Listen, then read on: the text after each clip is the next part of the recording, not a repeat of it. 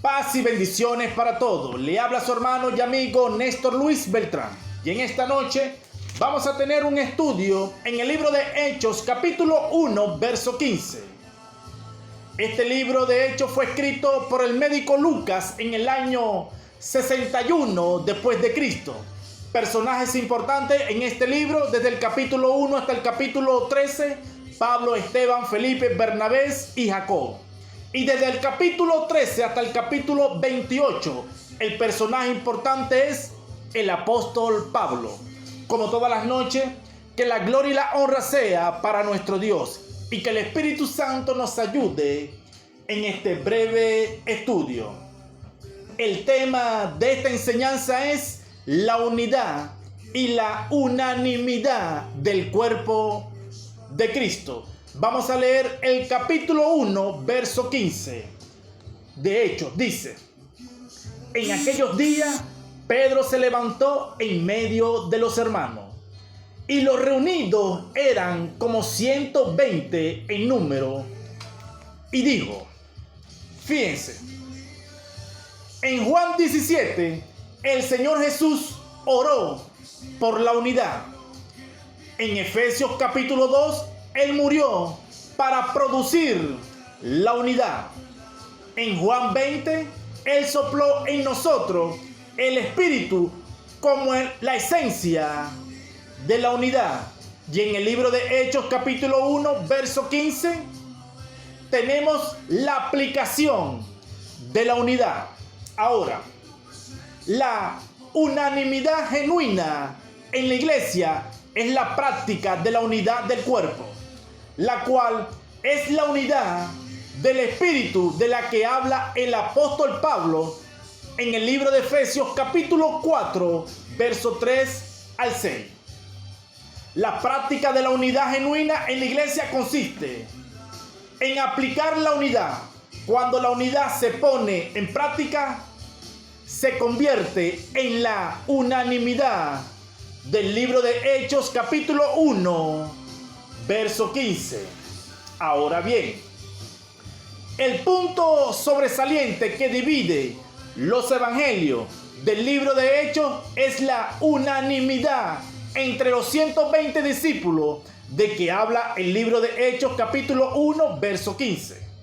Si ponemos en práctica el principio, escuche bien, si ponemos en práctica el principio del cuerpo, tendremos la unanimidad, ya que la unanimidad es el cuerpo. ¿Y cómo lo podemos hacer? Como lo dice el libro de Hechos capítulo 2, verso 4. Dice así: y perseveraban en la doctrina de los apóstoles, en la comunión unos con otros, en el partimiento del pan y en las oraciones. Fíjense en esto. Entre los creyentes había unanimidad. Y aquellos que estaban unidos perseveraban en la enseñanza de los apóstoles. Algo muy importante que tenemos que tomar en cuenta. Fíjense, los apóstoles enseñaban la misma cosa a todos los creyentes en todos los lugares y en todas las iglesias. Y hoy en día los pastores deben de enseñar lo mismo en todas las iglesias y en todos los países de toda la tierra. La iglesia es la viña de Dios, no es la viña de tu pastor. Escucha bien, la iglesia es la viña de Dios. Y en esta viña únicamente debemos sembrar una sola clase de semilla, una sola clase de enseñanza, como lo dice 1 Corintios capítulo 3, verso 9. Si enseñamos cosas diferentes, es decir, si sembramos más de una sola clase de semilla, el fruto en la iglesia se echará a perder. Y eso no es lo que quiere nuestro Padre Celestial. Estar en unanimidad significa ser uno en todo nuestro ser. El resultado de esto es ser uno en lo que hablamos eternamente. Y eso lo habla el libro de Romanos capítulo 15, versos 5 al 6. Tener una misma mente y una sola voz significa que únicamente tenemos una sola cabeza, y esa cabeza es nuestro Señor Jesucristo. Debemos pensar con la mente de Cristo y no pensar con la mente de tu pastor. Debemos de hablar con la voz de Cristo y no con la voz de tu pastor.